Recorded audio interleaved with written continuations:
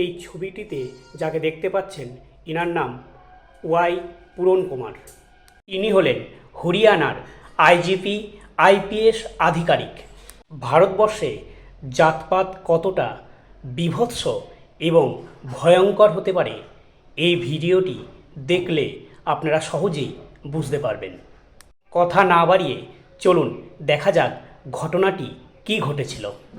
सोचो अगर एक आईपीएस ऑफिसर ही जातिवाद का शिकार हो सकता है तो आम आदमी की हालत क्या होगी। हरियाणा के आईजीपी आईपीएस अधिकारी वाई पूरन कुमार, जो खुद कानून के प्रहरी थे, अपने ही सिस्टम के दबाव से इतना परेशान हुए कि उन्होंने अपने घर में आत्महत्या कर ली। 8 पेज की सुसाइड नोट में उन्होंने लिखा कि 10 वरिष्ठ और रिटायर्ड पुलिस अधिकारियों ने उन्हें लगातार जातिवाद, मानसिक प्रताड़ना और सार्वजनिक अपमान सहना पड़ा। सोचिए, एक अधिकारी जिसे हम कानून का रखवाला मानते हैं, उसे अपने ही सिस्टम से इतना दबाव सहना पड़ा कि उसने आखिरी कदम उठा लिया। पहले तो जातिवाद सिर्फ गरीब या कमजोर लोगों तक ही सीमित था, लेकिन अब बड़े बड़े अधिकारी भी इसकी चपेट में आने लगे हैं। अगर आपको लगता है कि जातिवाद अब खत्म हो गया है तो शायद आपको ये घटनाएं सुननी चाहिए। ভাবুন, একজন উচ্চপদস্থ পুলিশ আধিকারিকের সঙ্গে যদি এমন ঘটনা ঘটতে পারে, তাহলে ভারতবর্ষের সাধারণ এসসি এসটিদের সঙ্গে কেমন ঘটনা ঘটায় এই জাতিবাদীরা।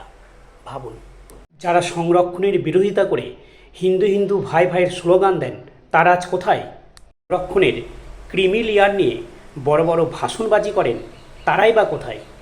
যতদিন না ভারতবর্ষের এসসি এসটি ওবিসিরা রাজ ক্ষমতা দখল করতে পারছে, ততদিন এই ঘটনা এইভাবেই চলবে। ভিডিওটি প্রচুর পরিমাণে শেয়ার করুন, মানুষকে সচেতন করুন। ধন্যবাদ।